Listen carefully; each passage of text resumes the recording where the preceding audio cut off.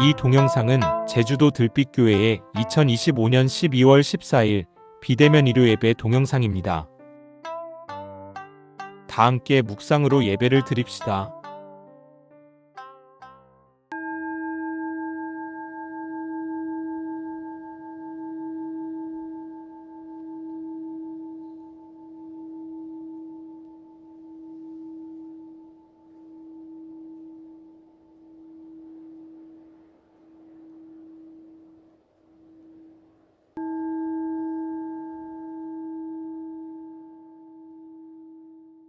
예배 기원을 함께 합시다. 없이 계신 님이시여, 높고 낮은 님이시여, 우리 안에 님이시여, 이 예배를 통하여 우리 모두 당신과 일치되어 참 자유를 누리게 하소서. 아멘. 이제 찬송가 98장을 함께 부르겠습니다.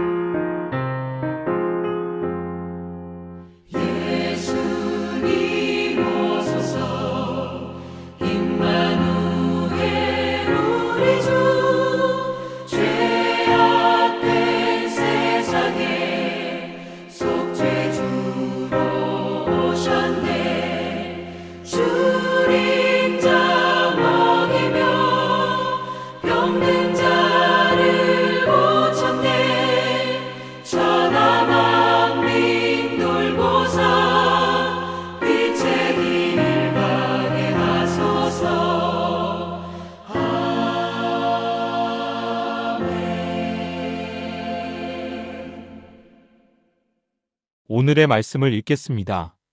마가복음 3장 3절에서 5절까지입니다. 예수께서 손마른 사람에게 이르시되 한가운데에 일어서라 하시고 그들에게 이르시되 안식일에 선을 행하는 것과 악을 행하는 것, 생명을 구하는 것과 죽이는 것 어느 것이 옳으냐 하시니 그들이 잠잠하거늘 그들의 마음이 완악함을 탄식하사 노하심으로 그들을 둘러보시고 그 사람에게 이르시되 내 손을 내밀라 하시니 내밀매 그 손이 회복되었더라. 이번에는 마태복음 12장 34절에서 37절까지입니다. 독사의 자식들아 너희는 악하니 어떻게 선한 말을 할 수 있느냐? 이는 마음에 가득한 것을 입으로 말함이라. 선한 사람은 그 쌓은 선에서 선한 것을 내고 악한 사람은 그 쌓은 악에서 악한 것을 내느니라. 내가 너희에게 이르노니 사람이 무슨 무익한 말을 하든지 심판날에 이에 대하여 신문을 받으리니 내 말로 의롭다함을 받고 내 말로 정죄함을 받으리라. 말씀을 아름답게 받겠습니다. 아멘. 다 함께 찬양하겠습니다. 찬송가 104장 곧 오소서 임마누엘입니다.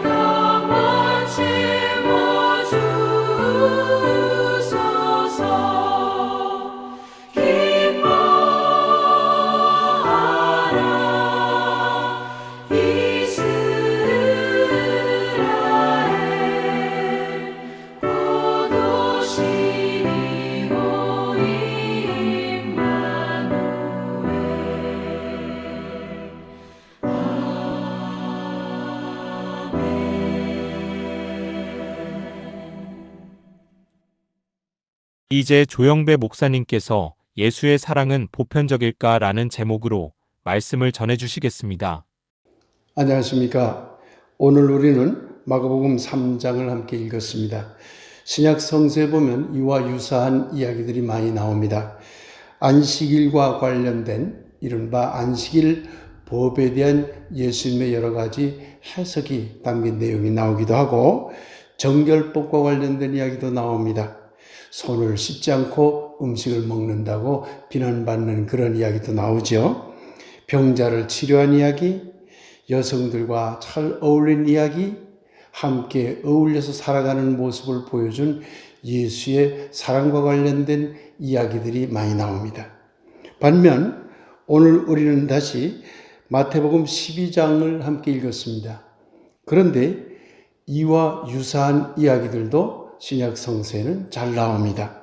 바리새인과 서기관들을 저주하고 욕설을 퍼붓는 이야기, 부자들을 저주하며 심판 운운하는 이야기, 성전 권력을 부수는 이야기, 그래서 부자들이나 또는 권력자들을 향해서, 종교 지도자들을 향해서 심판과 종말을 걸핏하면 말하는 예수 이야기를 자주 만날 수 있습니다. 성서가 기록한 예수님의 언행은 분명 두 가지 유형으로 요약할 수 있습니다. 하나는 사랑과 자비와 용서의 언행입니다. 그리고 다른 하나는 욕설과 저주와 심판과 종말의 언행입니다. 우리는 이 두 가지를 동시에 보인 예수를 어떻게 이해해야 하겠습니까? 참 난감한 일입니다. 전자의 예수를 말하려 하니 후자의 예수를 이해할 수 없고, 후자의 예수를 말하려 하니 전자의 예수가 의심스럽게 됩니다. 이처럼 예수의 정반대의 두 가지 말과 행동을 우리는 어떻게 이해하고 예수님의 언행, 그 행적을 받아들여야 할까요? 오늘은 문화 진화론이라는 관점에서 이 정반대되는 예수님의 언행을 해석한 이야기를 여러분들에게 전해드리고자 합니다. 한국의 그리스도인 여러분, 여러분은 예수의 사랑을 완전히 보편적인 가치라고 생각하십니까? 예수가 가르친 말씀이 그야말로 누구에게나 적용될 수 있는 보편적인 참 진리라고 생각하시나요? 그렇지 않습니다. 예수도 자기가 살았던 시공간의 제한 속에서 사랑과 진리를 말했을 뿐입니다. 예수님의 사랑과 진리, 예수님의 구원, 예수님의 치유와 이적, 예수님의 저항, 그리고 예수님이 꿈꾼 하나님 나라 운동도 1세기 유대 민족의 상황 속에서 기록한 그런 예수님의 행적이라 할 수 있는 것입니다. 그래서 우리는 예수님의 언행이 시공간 안에서 어떤 문화적 진화를 보이고 있는지를 살펴보아야만 합니다. 먼저 인간에게 있어서 문화적 진화란 무엇인가라는 점부터 살펴보도록 하겠습니다. 진화라는 것은 다 아실 겁니다. 생물학적 진화. 그런데 요즘은 문화적 진화 이야기도 부쩍 학자들 사이에서 많이 이야기되고 있습니다.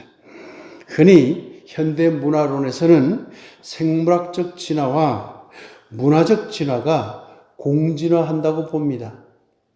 우리 인간이 저 옛날로부터 오래전서부터 생물학적으로 진화해 왔지요. 그 과정에 누적된 문화들도 생물학적 진화와 함께 어울려서 진화해 왔다고 보는 것이죠. 이걸 공진화라고 하는 것입니다.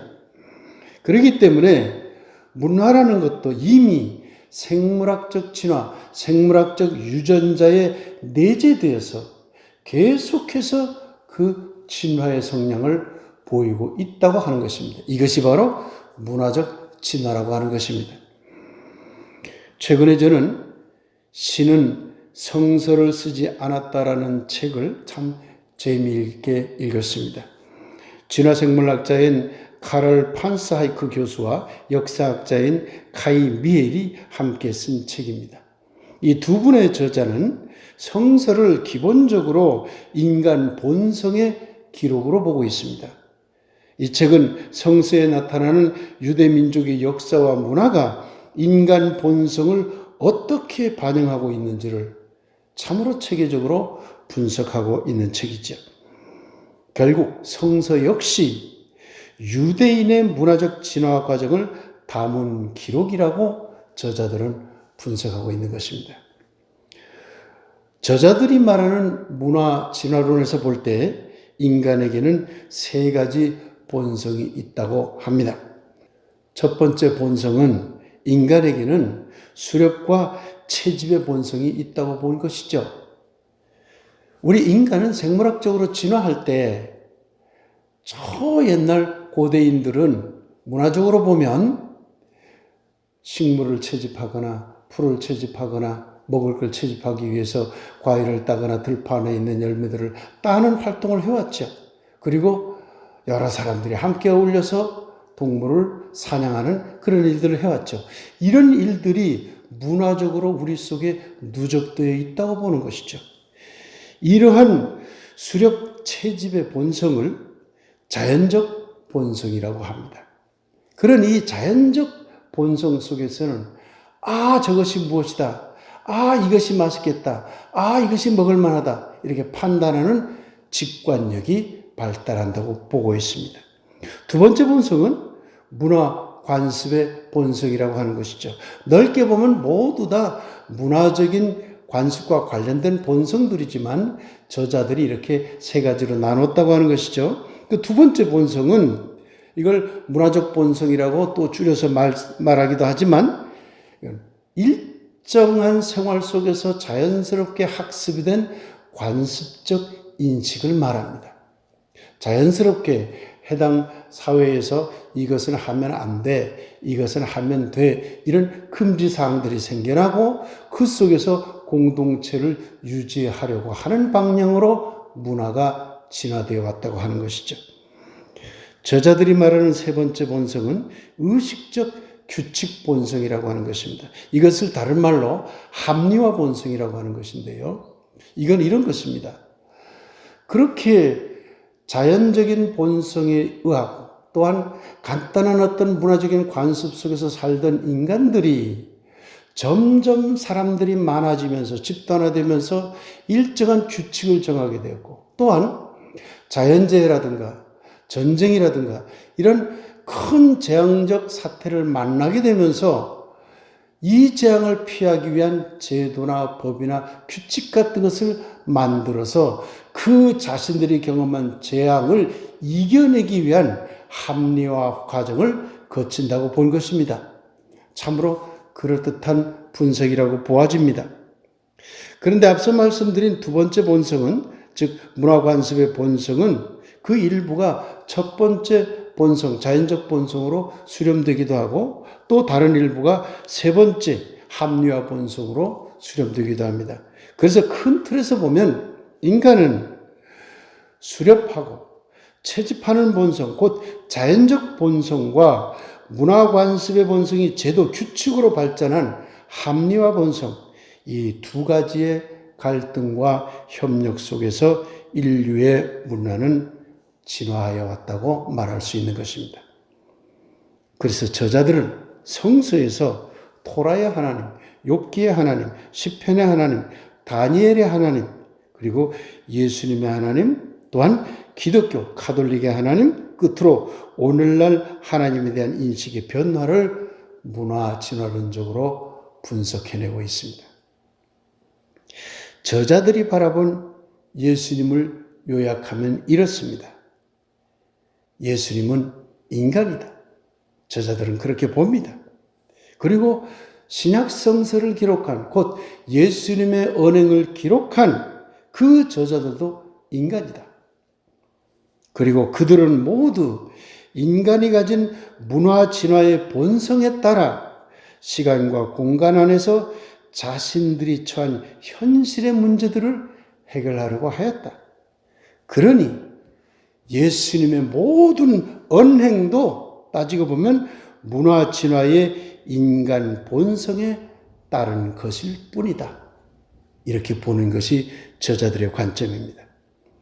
그러면 두 가지 상반되는 예수님의 언행을 어떻게 이해해야 하겠습니까? 먼저 신약 성서에는 수렵이나 채집의 본성, 곧 자연적 본성이 살아있는 직관적인 예수가 나타납니다. 이것이 바로 사랑의 예수이며 치유의 예수입니다. 이것이 또한 종교적 관습과 제도를 거부하는, 그래서 안식일법도 정결법도 무시하면서까지 사람을 그저 사랑하려고 하는 예수님의 모습인 것입니다. 이런 예수가 분명히 성서 안에는 존재합니다.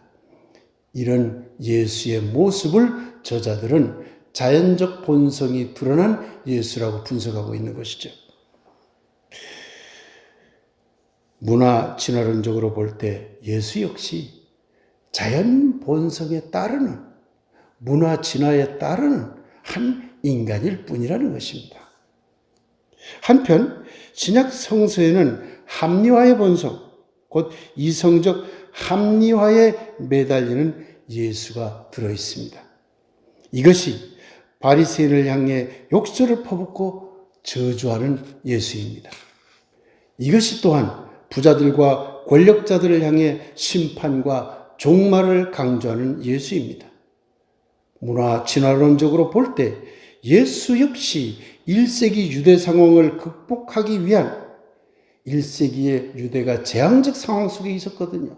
로마의 지배, 종교 권력자들의 지배, 거기에 각종 억압과 착취를 당하던 민중, 그 민중들의 재앙을 극복하기 위해서 어떤 합리화 과정을 만들어내기 위해서 예수가 어떤 활동을 했다는 거죠. 그러니 결국 예수도 합리화 과정을 거치는 한 인간으로서 부자들과 권력자들을 향해 심판과 종말을 말할 수밖에 없었다고 본 것입니다. 그러니 예수님을 이해하려면 자연적 본성으로서의 예수와 합리화 본성으로서의 예수를 함께 놓고 이해하려고 해야 할 것입니다. 이제 솔직해져야 합니다. 예수님은 보편적 사랑을 말하지 않았습니다. 예수님은 유대적 상황에서, 1세기 유대적 상황에서 자연적 본성의 발로로서의 사랑을 말했을 뿐입니다. 예수님은 자연적 본성을 억누르던 1세기 유대 상황 속에서도 사랑과 자비와 협동과 공존이라는 자연적 본성을 온몸으로 보여주려고 애썼던 사람인 것입니다. 이제 우리는 솔직해져야 합니다. 예수가 인류 구원을 위한 보편적 사랑을 실천했기 때문에 그를 따르는 것이 아니라 그가 자연적 본성에 따라 사랑과 자비행을 실천하기 위해 용기를 내었기 때문에 그를 따른다는 것이 되어야 할 것입니다. 이제 또한 솔직해지도록 합시다. 예수님은 분명 저주와 욕설과 심판과 종말을 강조했습니다. 그런데 이것도 인류의 문화 진화 과정에서 합리화 본성의 발로로 나타난 것입니다. 1세기 로마의 지독한 억압과 착취, 거기에 편승한 유대 종교 지도자들의 억압과 착취로 힘들어하는 그 재앙적인 상황, 그 민중들이 겪고 있는 재앙적인 상황을 해결하기 위한 합리화 본성이 발현된 것이 바로 예수의 저주와 욕설과 심판과 종말 구원인 것입니다. 그러니 이제 우리는 솔직해져야 합니다. 예수의 저주와 욕설과 심판과 종말을 마치 인류의 구원을 위한 심판과 종말로 연결시키는 것은 무리라고 보아야 합니다. 예수님은 당시에 재앙적 상황을 극복하기 위한 합리화 과정에서 자신이 경험하고 학습한 유대 문화적 관점에서 재앙을 일으키는 자들을 분리하고 저주하고 욕설하고 심판과 종말을 말한 것일 뿐인 것입니다. 사랑하는 여러분, 저는 지난주 설교에서 예수님의 사랑과 고대 한국의 홍익인간을 동일하게 말할 수 있을까요? 라는 질문을 했습니다. 예수님의 사랑이나 홍익인간 정신이 인류 보편적인 것이라면 이를 굳이 서로 다른 것이라 말하지 않아도 될 것입니다. 그러나 예수님의 사랑은 분명 1세기 유대의 억압체제를 극복하기 위한 합리화 과정에서 나온 자연적 본성이고, 환인의 홍익인간도 고대 한국의 상황에 대한 합리화 과정에서 나온 자연적 본성인 것입니다. 이 둘은 전혀 다른 상황에서 나온 것입니다. 그러니 예수님의 사랑과 한국의 홍익인간은 그 가치가 다 훌륭하지만 같은 것이라 하기는 어렵습니다. 문제는 자기들이 처한 상황이 어떠했느냐라는 것입니다. 상황의 차이에 따라 합리화 과정은 달라질 수밖에 없고, 또한 그에 따라 자연적 본성인 사랑과 자비와 협동과 공존이라는 가치 역시 다르게 이해될 수밖에 없기 때문입니다. 예수의 사랑과 심판이라는 이중성은 어떤 상황에서 나왔을까요? 그리고 한국의 홍익인간과 제세이화와 비교하면 어떤 상황적 차이가 있을까요? 이 문제는 다음 시간에 계속하도록 하겠습니다. 한국의 모든 그리스도인 여러분, 예수님의 사랑을 오늘에 맞게 실현하는 일이 무엇일지, 그리고 한국의 홍익인간 정신을 오늘에 맞게 실현하는 일이 무엇일지 함께 고민해 나가도록 합시다. 이 두 가지 일을 병행해 나가는 일이야말로 한국인으로서의 그리스도인들인 바로 우리가 가장 중요하게 생각해야 할 일이라 생각합니다. 1세기 예수의 상황과 고대 한국의 상황을 제대로 이해하려는 일에 함께하려는 한국의 그리스도인 모두 위에 하나님이니 하느님이니 여호와 하나님이니 엘 하나님이니 환인님이니 재성님이니 상제님이니 하는 모든 이름을 넘어서는 그분에 잇대어 간절히 축복하며 기원합니다. 아멘. 이제 사랑도 상황입니다라는 제목으로 말씀 묵상 드리겠습니다.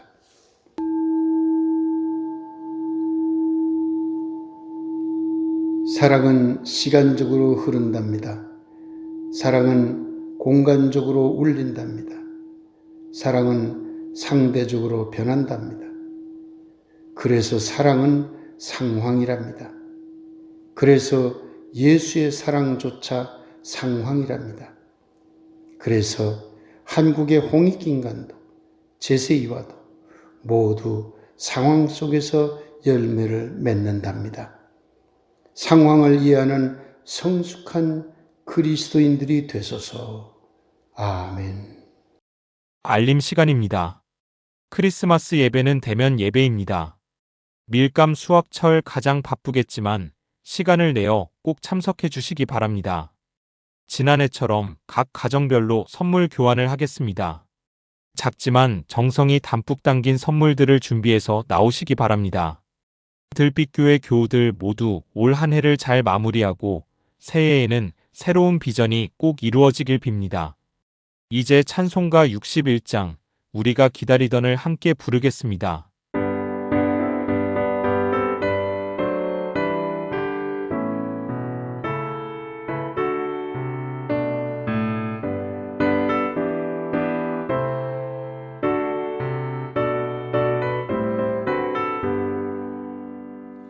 우리가 기다리던 새벽 하늘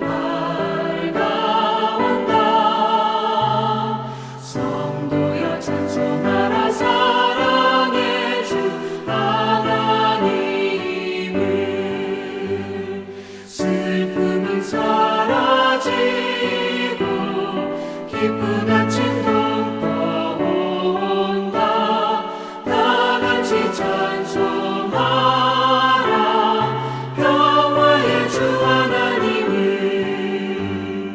어둡던 저 하늘이 찬란하게 밝아온다. 기쁘게 찬양하라 구원의 주 하나님을. 근심은 물러가고 새벽별이 비춰온다. 전하자 기쁜 소식 생명의 주 하나님을.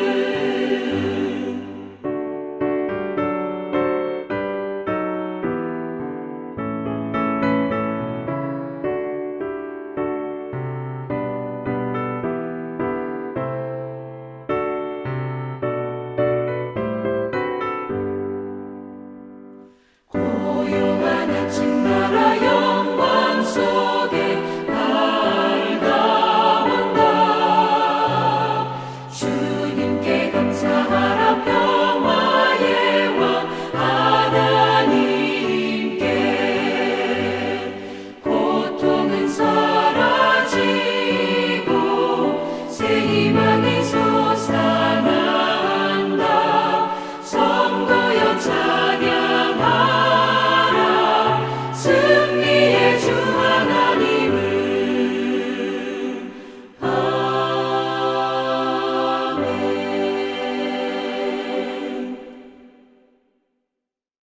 조영배 목사님께서 축복 기도해 주시겠습니다. 이제는 우리를 구하신 예수 그리스도의 은혜와 아버지 하나님의 크고 놀라운 사랑하심과 성령님의 감동, 감화, 소통하심이 오늘 예배에 함께하는 들빛 교우들과 들빛 사람들 연대에 참여하는 모든 우리의 선하고 아름다운 이웃들, 그리고 이 땅에 작지만 아름다운 하나님 나라를 만들어 나가려는 귀하고 귀한 모든 아름다운 이웃들을 위해 지금부터 영원히 함께하옵기를 간절히 축원하옵나이다. 아멘. 12월 14일 비대면 예배를 모두 마칩니다. 이번 한 주도 건강하고 행복하십시오.